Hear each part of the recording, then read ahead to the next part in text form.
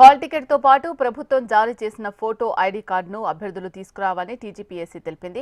పరీక్షకు హాజరయ్యే అభ్యర్థులందరూ బయోమెట్రిక్ ను తప్పనిసరిగా వేయాలని, లేదంటే ఓఎంఆర్ పత్రాలు మూల్యాంకనం చేయబోమని టీజీపీఎస్సీ తెలిపింది. గ్రూప్ 2 పరీక్షకు 49,843 మంది విద్యాసంస్థల సిబ్బందిని నియమించారు. పరీక్షా కేంద్రాల దగ్గర 144 సెక్షన్ అమలు చేస్తున్నారు. 6,865 మంది పోలీసులతో భద్రత కల్పిస్తున్నారు. సీసీ కెమెరాలు, నిఘాలో పరీక్షలు జరగబోతున్నాయి. పరీక్షా కేంద్రంలోకి blue or black point pen, hall ticket తో పాటు ఏదైనా ప్రభుత్వ ఫోటో ఐడెంటిటీ కార్డు తీసుకురావాలి టీజీపీఎస్సీ ప్రకటించింది. ఎలక్ట్రానిక్ వస్తువులు, పేపర్లు, అదనపు స్టేషనరీని అనుమతించారు. షూస్ ధరించిన వారిని పరీక్షా కేంద్రంలోకి అనుమతి లేదని అధికారులు స్పష్టం చేశారు.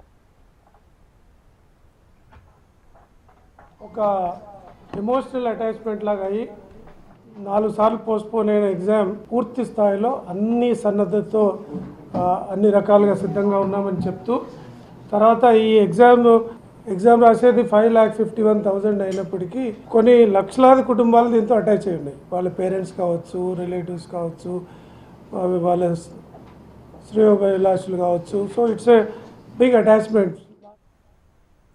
గ్రూప్ 2 ఎగ్జామ్స్ కి సంబంధించి ఏర్పాట్లు ఎలా కొనసాగుతున్నాయి? పూర్తి సమాచారం అందించడానికి కరీంనగర్ నుంచి మా ప్రతినిధి గోపాలకృష్ణ లైవ్ లో సిద్ధంగా ఉన్నారు. గోపాలకృష్ణ, చెప్పండి, ఏర్పాట్లు ఎలా ఉన్నాయి? యశిల, మరో 15 నిమిషాలు మాత్రమే లోపలికి అనుమతించేటువంటి సమయం ఉండడంతో గ్రూప్ 2 అభ్యర్థులు హుటాహుటిన కేంద్రాలకైతే చేరుకుంటున్నారు. పరీక్షా కేంద్రాల వద్ద ఇప్పటికే గంట నుంచే అభ్యర్థులు ఒక్కొక్కరుగా చేరుకుంటున్నారు. ఇక మరొక 15 నిమిషాలు మాత్రమే సమయం ఉంది. 8:30 నుంచి 9:30 మధ్యలోనే పరీక్షా కేంద్రాలు లోపలికి అనుమతిస్తారు. ఇప్పటికే చాలామంది లోపలికి వచ్చేశారు. పరీక్ష రాయడానికి వస్తున్నటువంటి అభ్యర్థులు తనిఖీలు ఎక్కువగా ఉంటాయి కాబట్టి ఈ నేపథ్యంలోనే అర్ధగంట ముందే పరీక్షా కేంద్రాలకు చేరుకోవాలనేటువంటి సూచనలు ముందు నుంచి అధికారులు చేస్తూనే వస్తున్నారు. మనం చూడొచ్చు, చాలా పకడ్బందీగా తనిఖీలు చేస్తున్నారు. ఎందుకంటే గ్రూప్ 2, గ్రూప్ 1కి సంబంధించినటువంటి ఎగ్జామ్లో గతంలో వచ్చినటువంటి వివాదాలు మళ్ళీ తలెత్తకుండా చాలా పకడ్బందీగా పరీక్ష నిర్వహణ అయితే జరుగుతుందని చెప్పుకోవచ్చు. ఉమ్మడి కరీంనగర్ జిల్లా వ్యాప్తంగా గ్రూప్ 2 పరీక్షలకు పకడ్బందీగా ఏర్పాట్లు చేశారు. ఇప్పటికే పరీక్షా కేంద్రాల దగ్గర 144 సెక్షన్ కూడా అమలు చేసి ఇటు పోలీసులు సైతం గట్టి బందోబస్తును అయితే ఇస్తున్నారని చెప్పుకోవచ్చు. ఇక జిల్లాల వారీగా చూస్తే ఉమ్మడి కరీంనగర్ జిల్లాలోని 4 జిల్లాల వారీగా చూస్తే జగిత్యాల జిల్లాలో 35 పరీక్షా కేంద్రాలు ఏర్పాటు చేశారు. అక్కడ 10,907 మంది అభ్యర్థులు పరీక్షలు రాయబోతున్నారు. ఇక పెద్దపల్లి జిల్లాలో 18 కేంద్రాలు ఏర్పాటు చేశారు. అక్కడ 9,018 మంది పరీక్ష రాసేటువంటి అవకాశం ఉంది. అలాగే కరీంనగర్ కొత్త జిల్లాలో 56 కేంద్రాలు ఏర్పాటు చేశారు. ఇక్కడ 26,977 మంది పరీక్ష రాసేటువంటి వీలుంది.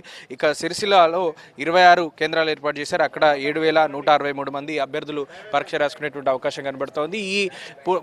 మొత్తం ఈ కేంద్రాలన్నింటిలో కూడా ఒక్కో కేంద్రానికి ఒక్కొక్క అబ్జర్వర్లు, అలాగే ఫ్లయింగ్ స్క్వాడ్కి సంబంధించినటువంటి అధికారులు, అలాగే పోలీస్ బందోబస్తు ఇవన్నీ కూడా ఏర్పాటు చేశారు. ఆయా పరీక్షా కేంద్రాల్లో 144 సెక్షన్ అమలు చేశారు. మరోవైపు హాల్ టికెట్లు ఇప్పటికే డౌన్లోడ్ చేసుకున్నటువంటి నేపథ్యం, హాల్ టికెట్లు అన్నీ కూడా పకడ్బందీగా తీసుకుని రావాలి. హాల్ టికెట్ల పైన అభ్యర్థులకు సంబంధించినటువంటి ఫోటోలు ఉన్నాయి. సో ఖచ్చితంగా ఫోటో మ్యాచ్ అవ్వాల్సిందే అనేటువంటి ఒక అది కూడా చేశారు. సో ఫోటో మ్యాచ్ అవ్వకపోతే కనుక మళ్ళీ దానికి వెరిఫికేషన్ చేసుకొని రావాల్సి ఉంటుంది. కాబట్టి పూర్తిగా ఇవన్నీ కూడా ఎక్కడ ఇబ్బందులు కలగకుండా ఒక గంట ముందే పరీక్షా కేంద్రాలకు చేరుకోవాలనేటువంటి సూచనలు చేశారు. 8:30 నుంచి 9:30 లోపల అభ్యర్థుల్ని లోపలికి పంపిస్తూ ఉంటారు. ఇప్పుడు మరొక 10 నిమిషాలు మాత్రమే ఉంది. సో హుటాహుటిన అందరూ పరుగులు పెట్టి మరి పరీక్షా కేంద్రాలకు వస్తున్నటువంటి సందర్భం కనబడుతోంది. 9:30 దాటితే 9:30 తర్వాత ఎవరిని కూడా లోపలికి అనుమతించేటువంటి అవకాశం లేదు.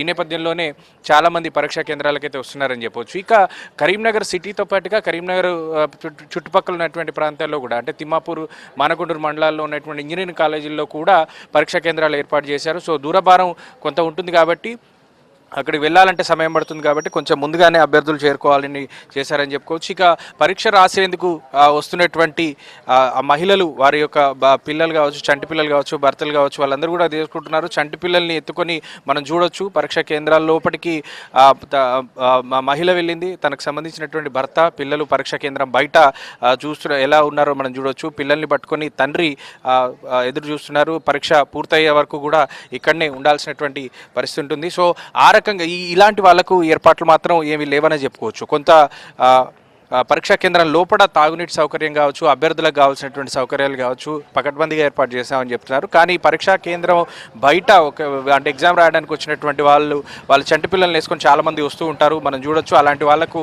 ఇక్కడ ఏర్పాట్లు ఏం లేవు. మరోవైపు దూరం నుంచి వచ్చేటువంటి వాళ్ళు బ్యాగులు కానీ ఇంకా ఏదైనా తీసుకొని వస్తే వాళ్ళు ఎక్కడైనా బయటే పెట్టుకొని రావాలని సూచిస్తున్నారు. కానీ బయట ఎక్కడైనా పెట్టుకునేందుకు ఏర్పాట్లు లేవనేటువంటి ఒక అభ్యంతరం కూడా వ్యక్తం చేస్తున్నారు. ఎందుకంటే ఎవరు ఒంటరిగా వచ్చిన వాళ్ళు ఆ బ్యాగులన్నీ కూడా బయట ఎక్కడైనా పెట్టి లోపలికి రావాల్సినటువంటి పరిస్థితి ఉంది. దూరం నుంచి వస్తారు కాబట్టి మంచినీళ్ళు లేదంటే ఇతర సౌకర్యాల కోసం తీసుకొచ్చినటువంటి వస్తువులన్నీ కూడా బయట పెట్టాల్సినటువంటి అవసరం ఉంది. ఇక చంటి పిల్లల్ని తీసుకొని వచ్చినటువంటి వాళ్ళ పరిస్థితి మనం చూడొచ్చు.